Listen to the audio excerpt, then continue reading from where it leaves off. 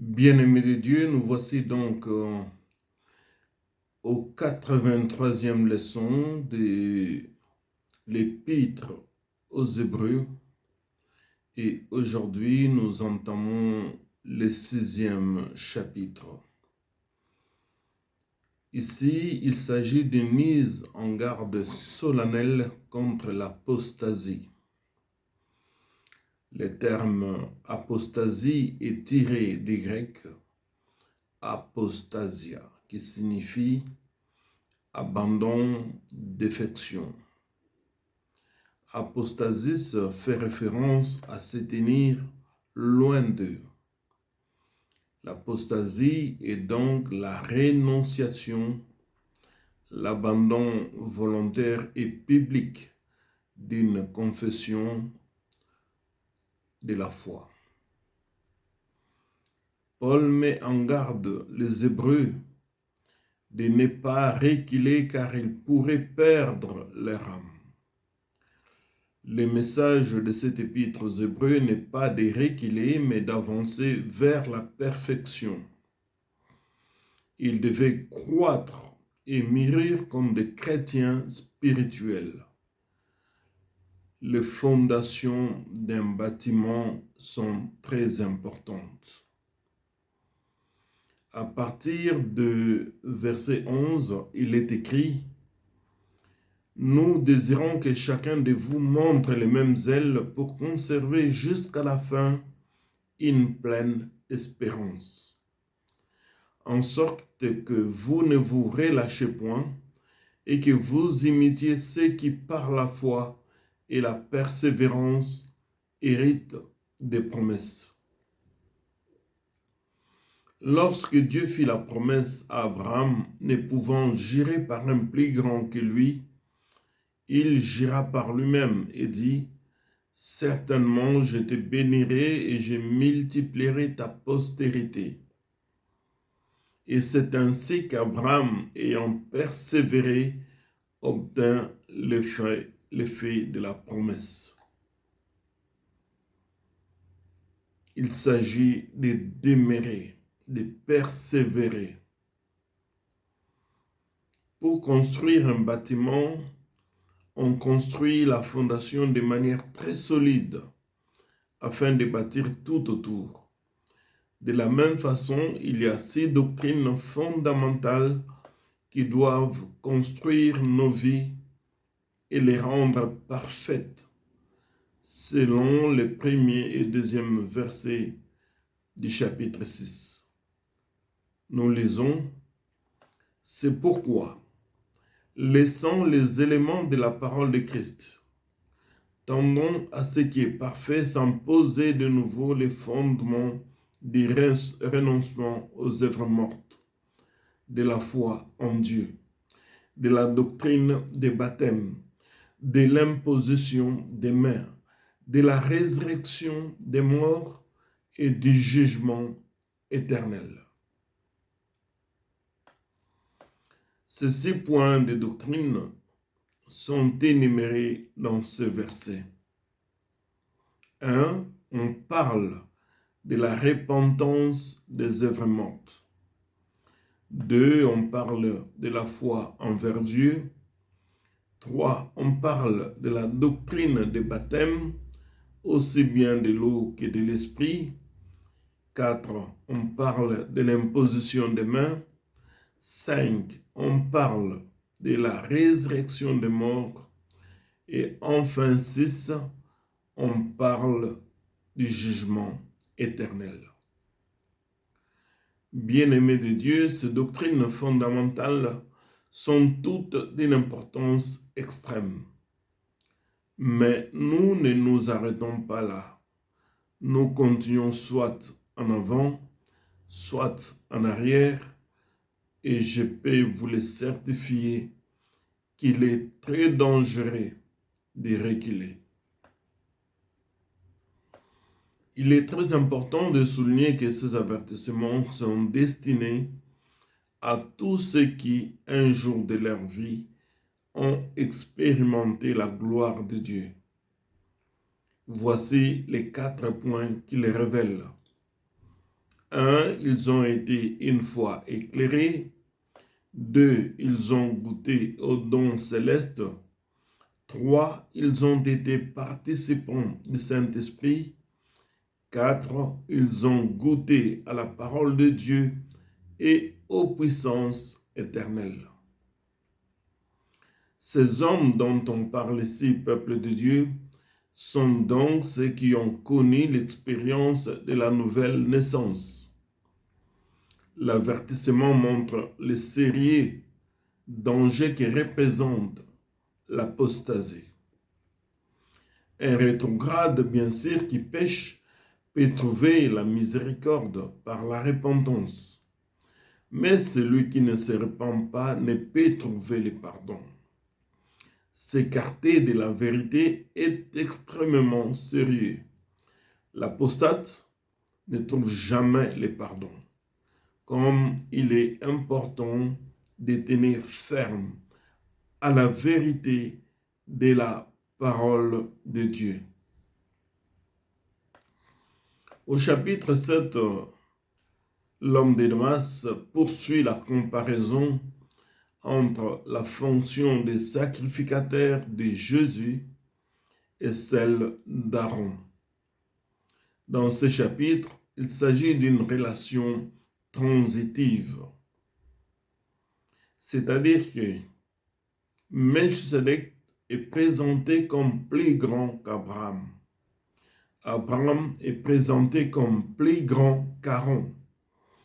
Si Melchisedec est présenté plus grand qu'Abraham, Abraham plus grand qu'Aaron, alors, en conclusion, Melchisedec est par conséquent plus grand qu'Aaron. Puisque Christ est de l'ordre de Melchisedec, il est plus grand que l'ordre d'Aaron. Mais qui était Melchisedec? Il est mentionné 3 fois dans les Écritures. En Genèse 14, en Psaume 110 et dans ces passages aux Hébreux. Certains pensent qu'il était roi d'une ville qui s'appelait Salem. Cependant, les Écritures font clairement comprendre qu'il était une théophanie. Nous avons déjà parlé de théophanie dans des leçons précédentes. Il était une manifestation de Dieu dans une forme humaine. Dressons ici une liste de quelques raisons pour lesquelles ceci est un fait réel. 1. Il était plus grand qu'Abraham puisque Abraham lui payait la dîme. 2. Il était supérieur à Abraham car il l'a béni. 3. Il était le roi de justice et roi de paix. Ces titres ne sont réservés qu'à Dieu. Aucun humain n'est digne de les porter. 4. Il était sans père ni mère. Seul Jésus-Christ correspond à cette description. Il n'avait pas de père charnel et Marie n'était que la mère de son humanité. 5. Il n'avait ni commencement de jour ni fin de vie. Jésus est le premier et le dernier et demeure sacrificateur à perpétuité. 6. Il était rendu semblable au Fils de Dieu. Cette représentation de Dieu préfigurait la vraie incarnation. 7. Melchisedec était prêtre et roi en même temps. Cette fonction double n'était réservée qu'à Jésus. Rappelez-vous qu'à Babel, les jugements étaient tombés sur eux parce qu'ils ont voulu cumuler ces deux fonctions. Le roi Saül a perdu sa couronne pour la même raison. L'ordre de Melchisedec n'était pas relatif à l'ancestralité humaine, mais à une sacrificature éternelle. L'ordre de Melchisedec était supérieur à celui d'Aaron et l'a remplacé. Par conséquent, la sacrificature de Christ était supérieure à la sacrificature lévitique. Pour cette raison, nous avons un grand prêtre qui est capable de sauver tout ce qui s'approche de lui. Selon le verset 25, nous lisons, « Mais lui, parce qu'il demeure éternellement, possède un sacerdoce qui n'est pas transmissible. C'est aussi pour cela qu'il peut sauver parfaitement ceux qui s'approchent de Dieu par lui, étant toujours vivant pour intercéder en leur faveur. »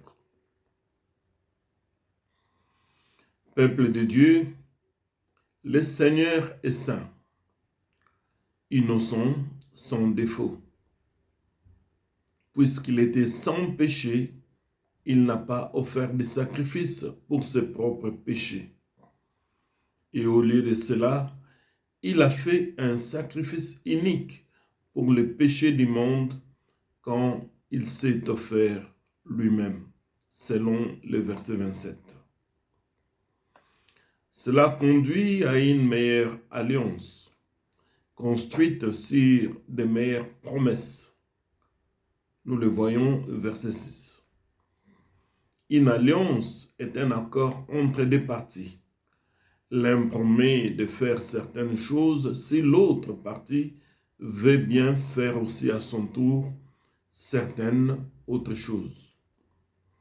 Sur la montagne, Dieu a donné des instructions très précises à Moïse et montrant le modèle d'une construction qu'il allait devoir ériger. Ce tabernacle avait pour but de devenir un type de réalité éternelle et de principe de rédemption. L'alliance donnée à Moïse est connue sous le nom de l'ancienne alliance. Cette alliance avec Moïse était faillible parce que incomplète. Elle préparait simplement la route de l'évangile. Sur la montagne, Dieu donna à Moïse des instructions très précises et lui montra un modèle de bâtiment qu'il allait devoir construire. Le but de ce tabernacle était de devenir un type de réalités éternelles et de principes de rédemption. Mais regardez que la nouvelle alliance est construite sur de meilleures promesses. L'ancienne alliance concernait principalement cette vie présente, mais les nouvelles promesses se rapportent à la vie à venir. La nouvelle alliance dépend de ce que Dieu fait par des œuvres humaines. Voici donc les 5 points énumérés par la nouvelle alliance. Dieu dit, « Je ferai une alliance nouvelle. » 1. Et 2. Je mettrai mes lois dans leur esprit, je les écrirai dans leur cœur. 3. Je serai leur Dieu. 4. Je pardonnerai leur iniquité. Et 5. Je ne me souviendrai plus de leurs péchés. Peuple de Dieu, quand Jésus-Christ pardonne les péchés, il l'oublie, il ne s'en souvient plus. Sous la nouvelle alliance, les péchés du peuple de Dieu sont effacés. C'est comme s'ils n'avaient jamais été commis. Dans la nouvelle alliance, il y a pardon et compassion. La nouvelle alliance est donc la grâce. Si nous pouvons parler du tabernacle au chapitre 9, le tabernacle juif est comparé au vrai tabernacle qui n'est pas fait de main d'homme. Dans ce tabernacle de l'ancienne alliance, les grands prêtres entraient dans le Saint des Saints une fois par an pour obtenir la rédemption annuelle. Remarquez que Jésus-Christ est entré une fois pour toutes pour obtenir la rédemption, pas annuelle, mais éternelle. Le souverain sacrificateur offrait les sang des animaux, mais Jésus-Christ a offert son propre sang. La nouvelle alliance est appelée Nouveau Testament selon le verset 15. Un testament est un legs qui prend effet après la mort du donateur. Le Nouveau Testament a pris effet à la mort de Jésus-Christ sur la croix. Il y a dans ce chapitre quelques versets qui devraient être bien connus de chaque ministre de Dieu dans la Bible. Il est dit, à partir du 15e verset au chapitre 9, nous lisons, « C'est pour cela que Christ est le médiateur d'une nouvelle alliance, afin que la mort étant intervenue pour le rachat des transgressions commises sous la première alliance, ceux qui ont été appelés reçoivent l'héritage éternel qui leur a été promis. » Le verset 16 dit, « Car là où il y a un testament, il est nécessaire que la mort du testataire soit constatée. » Un testament, en effet, n'est valable qu'en cas de mort, puisqu'il n'a aucune force tant que le testataire vit. Dans ce verset 22, le verset souligne que l'effusion du sang est essentielle pour la rémission des péchés. Le verset 27, quant à lui, signale qu'on ne peut pas échapper à la mort. Le verset 28 démontre que Christ a été offert une fois pour toutes pour porter le péché de plusieurs. Qu'est-ce que cela signifie? Cela signifie qu'il ne doit pas y avoir de sacrifice dans un service religieux. Le calvaire n'a pas besoin d'être recommencé. Un prédicateur ne peut pas demander qu'il y ait de nouveau des sacrifices dans un service religieux. Jésus-Christ s'est sacrifié pour toujours. Il est déclaré 3 fois que Christ est apparu pour abolir le péché par son sacrifice. Deuxièmement, il apparaît comme sacrificateur au verset 26. Et troisièmement, il apparaîtra sans péché une seconde fois à ceux qui l'attendent pour le salut éternel dans le verset 28. Dans le 10e chapitre, le fait que les sacrifices de l'Ancien Testament ont sans cesse dû être répétés, cela prouve par là qu'il ne réussissait pas à accomplir le but recherché du sacrifice, c'est-à-dire la rémission du péché. L'homme de Damas, Paul, insiste sur le fait que les sacrifices de Christ étaient suffisants et entièrement efficaces. Après avoir offert ce sacrifice unique pour le péché, il s'est assis à la place de la puissance. L'expression « s'est assis » nous fait comprendre que l'œuvre de rédemption a été accomplie pour toute l'éternité. En cela, Paul exhorte donc à la fermeté. Dans la dernière partie du chapitre 10, c'est une exhortation à tenir ferme. Nous pouvons étudier cette exhortation en 3 parties. Premièrement, nos privilèges ainsi que nos devoirs et nos responsabilités selon le verset 19 à 25. Depuis que Jésus-Christ, notre souverain sacrificateur, règne sur la maison de Dieu et que le voile du temple a été déchiré, ce dernier représentant son corps brisé sur la croix, nous avons le privilège d'entrer dans le Saint des Saints, dans la présence véritable de Dieu. Nous avons ce droit parce que nos cœurs ont été purifiés par le sang de Christ et parce que nous avons été baptisés au nom de Jésus. Nous n'avons pas le droit de douter de notre salut et de mettre en question, car Jésus-Christ est fidèle à sa parole. Donc, pour les remercier, soyons serviables et bons les uns envers les autres. Ne soyons pas négligents quant à notre présence aux réunions dans nos assemblées. Encourageons-nous et exhortons-nous les uns les autres, tout particulièrement puisque le retour de Christ est proche.